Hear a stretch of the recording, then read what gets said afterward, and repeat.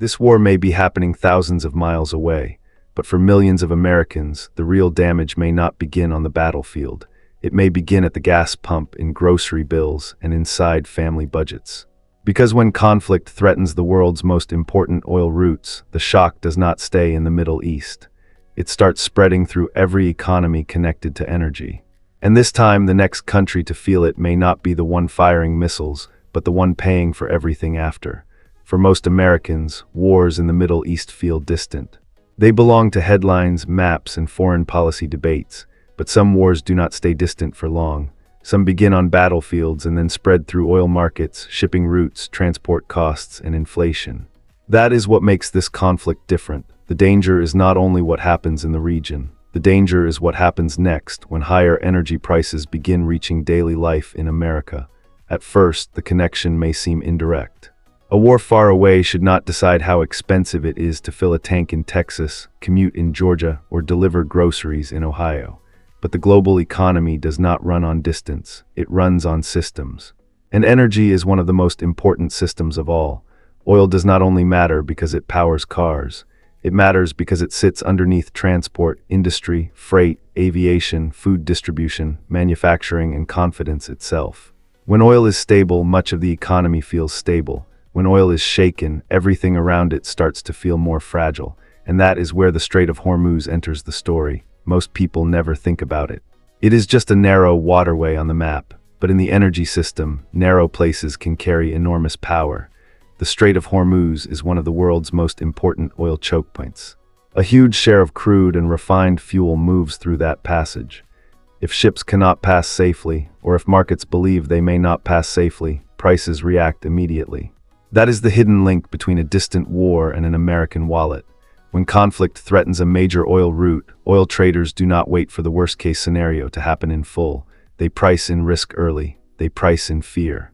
They price in the possibility that supply may tighten further next week, not just today. And once oil becomes more expensive, gasoline and diesel usually follow. The first place ordinary Americans feel that is the gas station.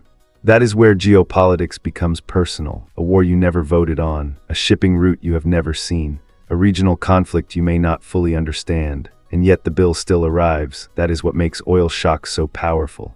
They turn distant instability into local pain. A rise at the pump does not stay at the pump. It spreads into commuting costs, delivery expenses, trucking rates, and business overhead. Diesel matters especially because it moves the physical economy. When diesel rises, the cost of moving goods rises with it, and that is only the beginning, because once transport becomes more expensive, inflation can return through the back door.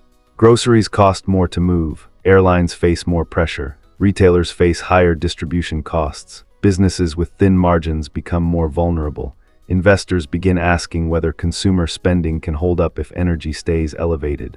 Markets start treating the conflict as more than a foreign crisis. They begin treating it as an economic one. This is why Americans should care, even if the war itself feels far away.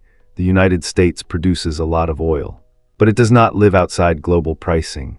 America may pump its own barrels, but consumers still live inside a worldwide energy market. If global crude becomes more expensive, the pressure reaches U.S. fuel prices too. And when fuel rises, voters notice. That is what transforms this story from geopolitics into household economics. Because people do not experience inflation as a chart, they experience it as a feeling, a tighter week, a harder refill, a delivery fee that keeps creeping up, a grocery receipt that looks wrong again. Families already under pressure do not need to understand every military detail to understand what higher prices mean. They only need to see the number on the pump and the total at checkout, but the deeper danger may be even bigger than one expensive month. The deeper danger is what this war reveals about the system itself. It reveals how much of modern economic life still depends on a few fragile roots. It reveals how quickly confidence can be shaken when one choke point comes under pressure. And it reveals that the world may still be far more vulnerable to an energy shock than many people assumed. Now, the central question becomes harder to ignore. Is this a short-lived shock that fades as tensions cool?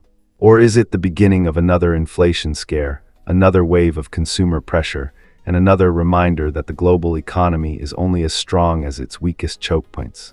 And if that happens, Americans may remember this war not for where it started, but for how much it cost them at home.